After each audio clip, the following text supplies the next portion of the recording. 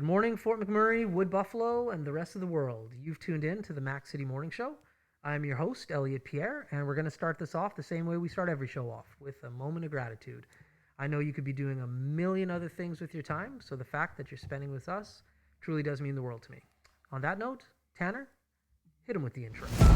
How's she cutting me, loves? You're listening to the Mac City Morning Show.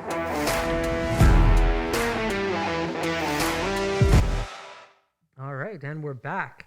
Okay, this is going to be a fun one. I know it's going to be a fun one because, for one, I don't know the person sitting in the chair, which I love meeting strangers. And for two, we're talking about alcohol today, which is near and dear to my heart.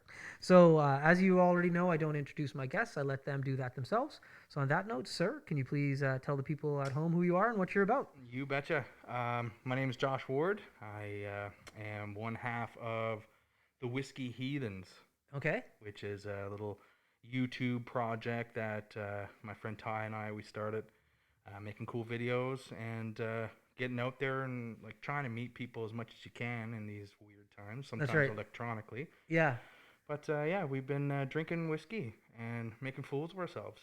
I like It's it. been hilarious. That's awesome. So, you started this during COVID or before COVID? This was before COVID. Yeah. Yeah, and we had some tapes and stuff that we had done, some episodes that we have recorded. Mm-hmm. And then COVID, of course, put a little bit of a damper in things. But That's right.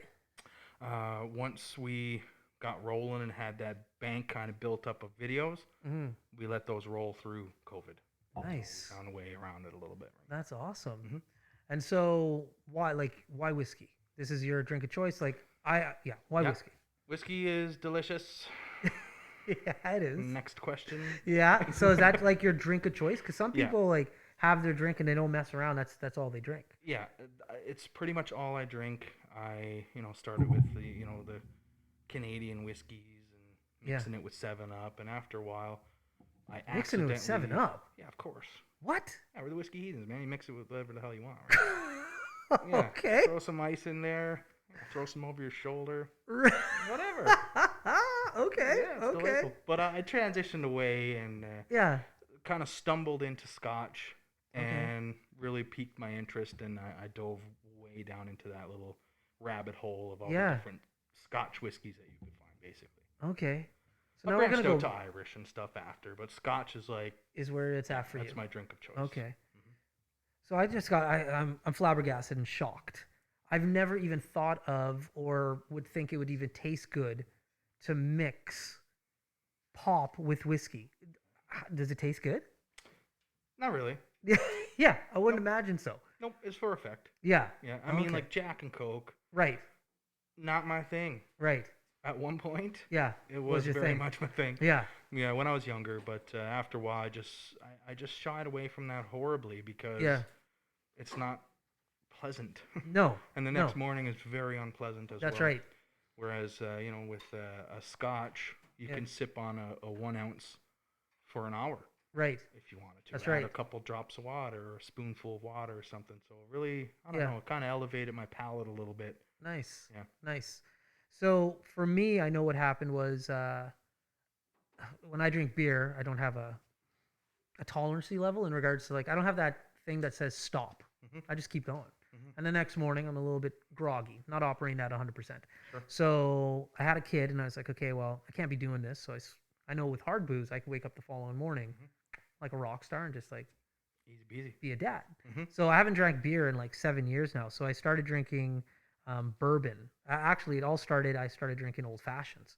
Love old fashioned. Love an old fashioned. But then too many restaurants didn't have the bitters. Mhm. And so after a while of saying, hey, can I have an old fashioned? Can I have a Manhattan even? They're good as well. And them saying, oh, we don't have the bitters. I was like, let's just cut out the middleman. Mhm. And I just went straight to bourbon. And my father-in-law is from Ireland. And one day he didn't have any bourbon at the house. So he's like, have you ever tried Jameson's? And I was like, okay, no, let's do it. And then that got me down this path of drinking whiskeys and scotch. So that's my transition. So for you, how did it happen? I know you're mixing stuff with pop, but did you gradually elevate and find this as your drink of choice? I had dabbled with the Johnny Walkers and Glenfiddich, Yeah. and I didn't know anything. I just drank it because it's what was at eye level on sale. Right. So I was like, oh yeah, I got scotch, and Yeah, I yeah. pour scotch, right? But I was at a Hey Rosetta concert with my wife, and it was Okay. an intimate setting. They had these light bulbs all set up, and it was like dark and light. It was just beautiful. And I Mm-hmm. was like, there was this little bar off to the side, and they had a whiskey called Auchentoshan. And I Okay. thought it sounded German. And I Right. was like, man, what is this German whiskey? Mm-hmm. He's like, actually, it's Scotch. You want to put a little pour? And I was like, absolutely. Yeah. So I had another pour and another pour, Yeah. another pour. And I was like, damn, Yeah. this is It's good. tasty. So I went home and bought another Auchentoshan.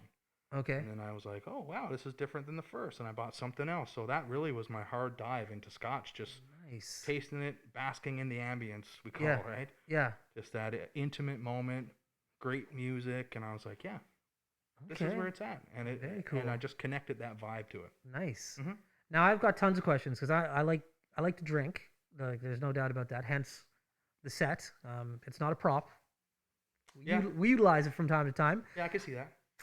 So when it comes to Scotch or whiskey, like I have my zero, which tastes horrible, Hmm. is Johnny Walker Red. Like I'll put that as like, because to me it literally is like somebody picked up an old campfire, put it in a glass, mix some water, and was like, here, drink it. Mhm. And so that's called peaty, I'm told. Yeah, peat smoke. You can Right. find smoke in other areas, but the peat is like the boggy kind of thing that you might get. Yeah. I don't get that so much with the Johnny Walker Red just because of how long it's been since I've left it behind. Right. Like you said, if Yeah. it's bottom, so Yeah. not really my thing anymore. But yeah, it's a thing that a lot of people don't like. That's right. Is peat, the That's right. smoky aspect. Yeah. Now, that all being said, you showed up, and I know everybody at home, it's 10 o'clock in the morning, but we poured a drink. We did. It's 12 o'clock somewhere. It's 5 o'clock at my bar right now. There we go. I like that. And so you poured me this bottle that we have on set here. Yeah. And it has a little bit of smoke to it as well, Mhm. but completely different. So explain how that happens to me, because Yeah. it doesn't taste like you threw a campfire in my mouth. Not at all. So this is a non-peated whiskey, but there was a barrel that had been charred at one point that the spirit went Oh, into. okay. So likely that smoky, ashy feel Mhm. is that burnt wood, and I love it. I Oh, love that stuff. I yeah. like the little bit more abrasive flavors. This one is a soft, abrasive kind Yeah. of flavor. Yeah. It's not uninviting. Right. No, Yeah. it was delicious. So I brought it's 40%, a little bit lower on the ABV scale, Hmm. but I thought any beginner could enjoy it, Yeah. and likely any connoisseur, it would be a welcome little weird thing for them to try as well. Yeah. Right? So Yeah, it was delicious. I didn't know which you were, Yeah. and it doesn't matter because I think that's one that You would can kind handle of it. appeal. It's rare, Right. but I just found it on the shelf at regular price, That's right. so I was like, yoink. Okay. Now, the other question I have for you, because I went down a rabbit hole myself prior to COVID. There's a place in Edmonton that just serves like weird type of whiskeys, and Japanese whiskey is really what they serve the most of. Explain that to me. Like, what makes, is it just because it's in Japan? It was delicious, by the way. Most of them that I had were really good. So How explain. much time do we have? We got some time, man. Yeah. Japanese, there's a push right now in the Japanese market Yeah. to be more legitimate, because right now you can call almost anything Japanese whiskey. They Right. put it in a bottle in Japan, and now it's Japanese whiskey. Okay. Nika from the Barrel and stuff. We have like these weird, just one-off brands, Hmm. and a lot of it's Canadian whiskey. From the Barrel is, I think it's Ben Nevis or something like that. Yeah, so I'm like, that's Scotch, Right. but it's bottled in Japan, so Yeah. it's Japanese whiskey. Right. So they're calling it whatever they want, Yeah. and there's no consistency. There's absolutely no pattern to it. It's just complete random, and in some senses nonsense, That's right. and in some senses completely amazing stuff too. Yeah. Yeah. So there's a push right now to legitimize. Okay. Whereas a whiskey in Canada, aged 3 years in an oak barrel, Hmm. and so on. And I could go on forever Yeah. with Yeah. the Yeah. little nuances, but hopefully that's what's going to happen with the Japanese market. Right. They bring it to a niche, and then they start really developing some cool stuff. Right? Okay. Yeah, All so they're right. just calling whatever they want. Okay. Japanese. Gotcha. Well, after I should have pulled it up before. There's one that I had in particular. I took a picture. I'll get your opinion after the show about it. Absolutely. There's another question I got for you. I got loads for you. Okay, so I like to drink my whiskey or any liquor for that matter neat. I don't like ice. I don't want you to dilute. I just want the liquor in itself. That being said, I like it cold. So more often than not, like I'll throw the bottle of Jameson's or whatever I'm drinking in the freezer before drinking it, so it comes out a little thicker and syrupy. That's my go-to jam. I don't know if that's good. I don't know if that's bad. That's just how I like it. And that's all that really matters. That's right. But over the years, people have got me these Whiskey Stones that you put in the freezer and you put it in. Fill me in on about this. I know what the thought process is behind it. Yeah. Oh. The thought process is not having your bottle in the freezer. Right. So instead, some days, like I like my whiskey room temperature. Oh, okay. Yeah. Straight out of my cabinet, sippity sip. Yeah. If it's real hot and I'm in like Jamaica, Yeah. I'll source a bottle of whiskey. I'll throw it in my freezer. Right. Absolutely. I mean, Yeah. Jamaica is hot. Yeah. I'm a big dude. Yeah. It's freaking hot. That's right. Okay. So I don't like that.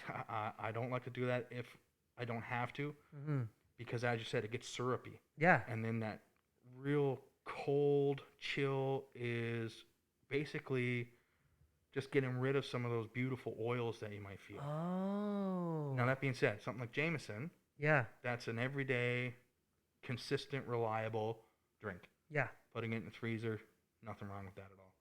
Something like that I wouldn't put in the freezer. Right. But I may, if it was a higher ABV, higher alcohol volume, Yeah. I would throw a couple drops of water in there. Or sometimes on a hot day, an ice cube, Right. just to bring that ABV down and cool it off a little bit. Yeah.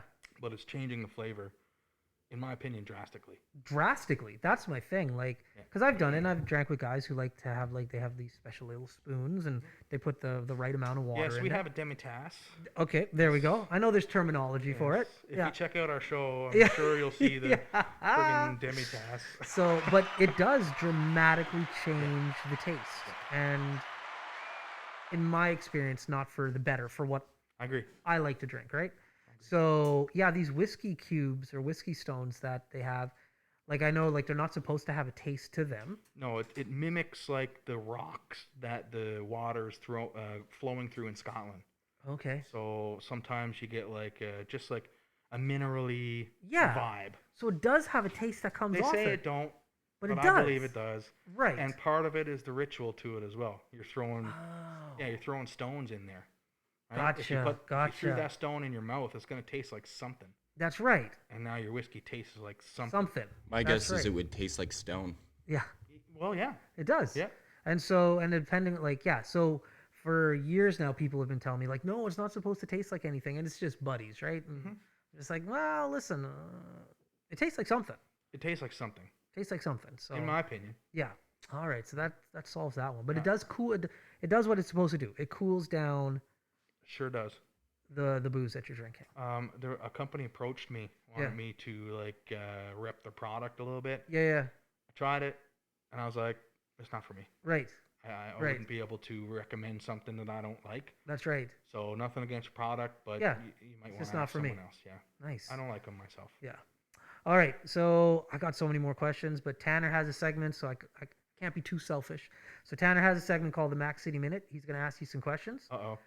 Best of luck. I have no idea what he's going to ask. So Tanner, hit him with the Mac City Minute. Question number 1. What is one whiskey you'd like to try that you haven't yet? Wow, that's a extremely tough. That's a tough question, because usually if there's something I want to try, I'll try it.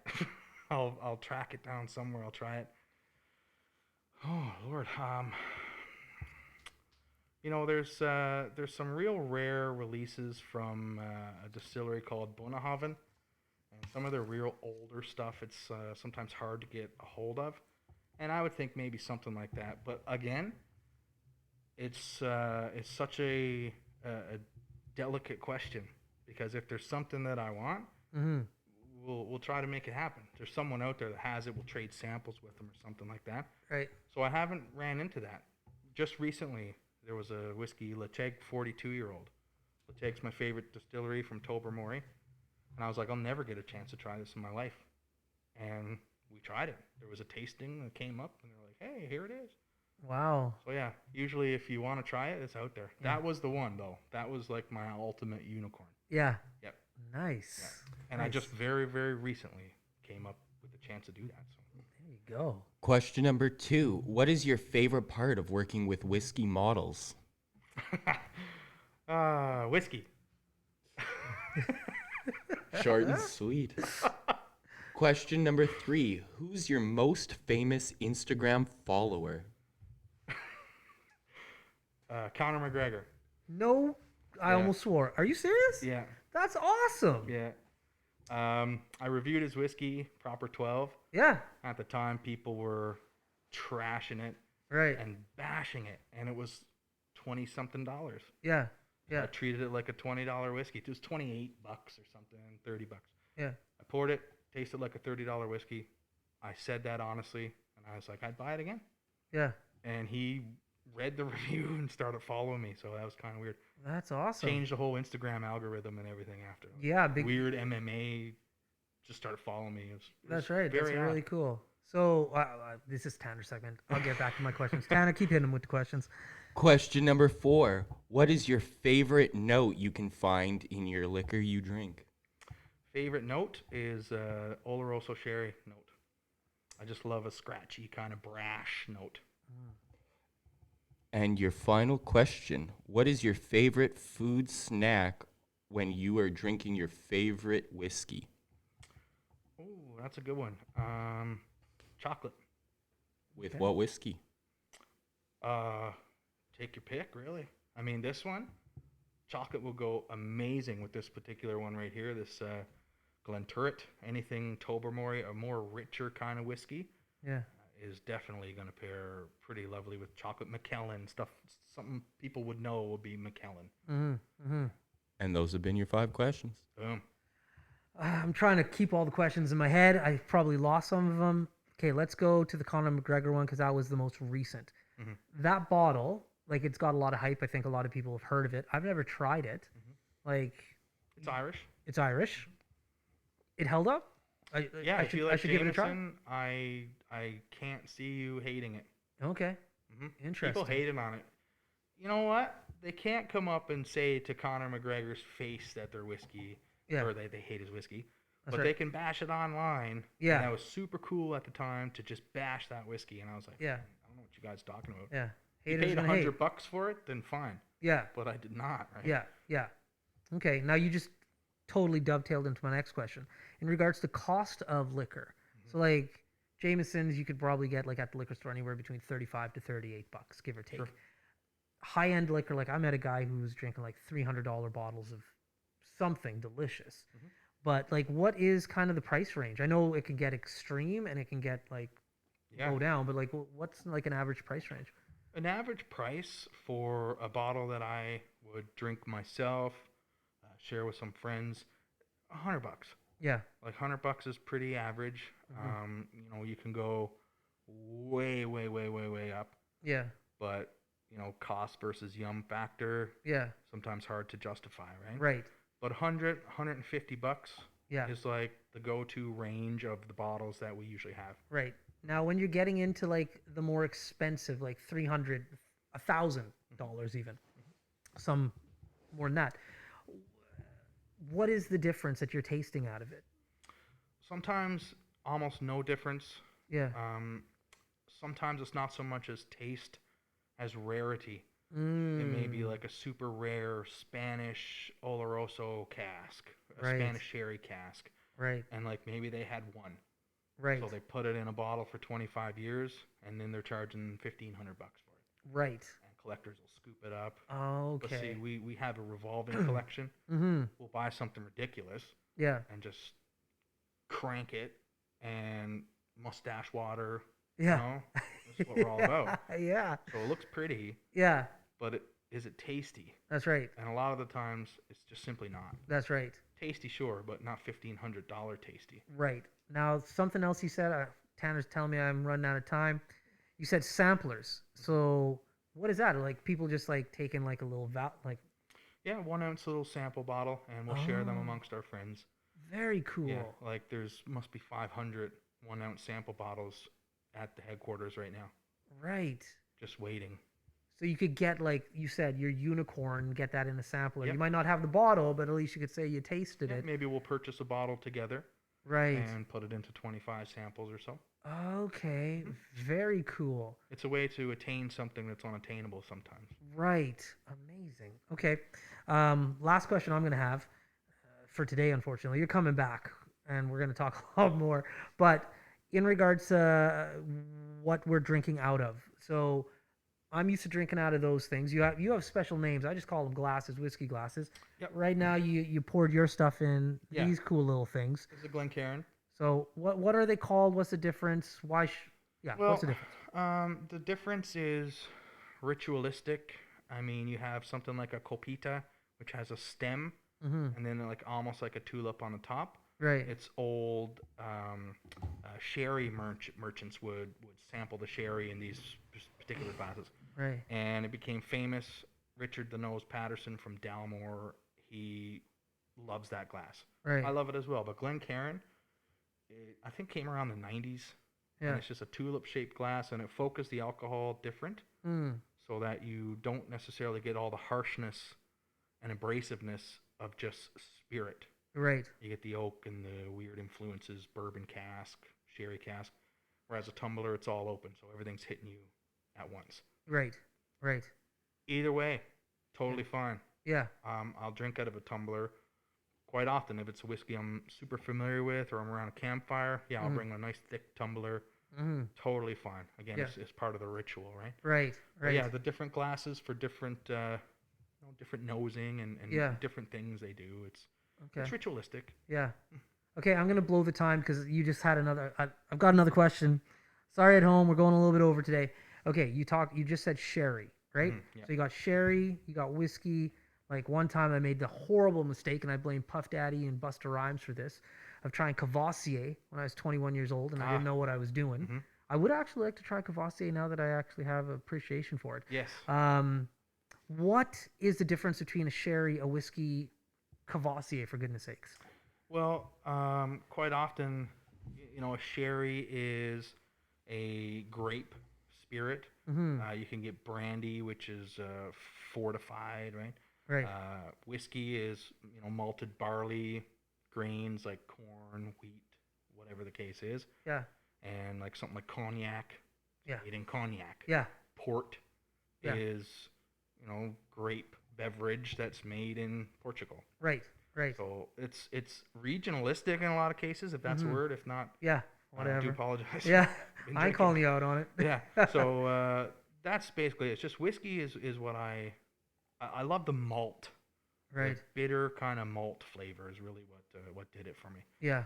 And Yeah. those of you who, if you haven't tried a whiskey before, go buy one of those carbonated malt beverages. They're in like the green bottles.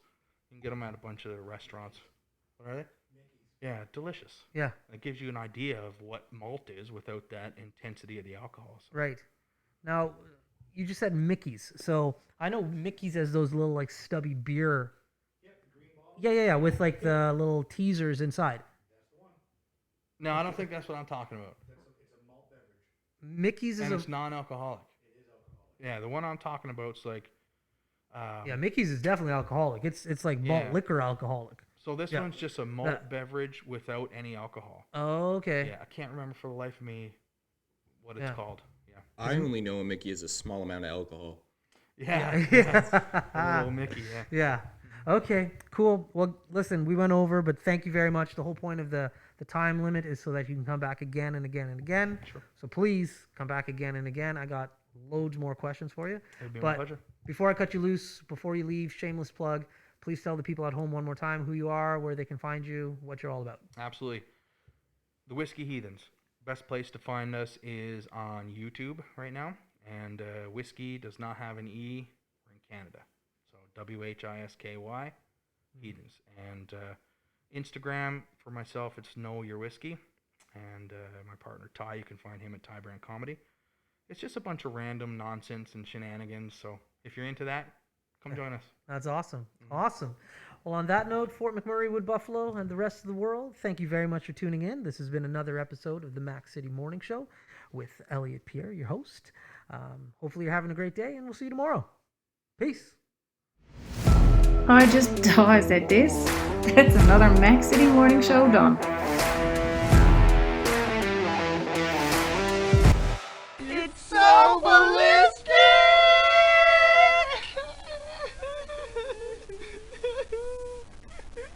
Talk about quenching your ugly thirst.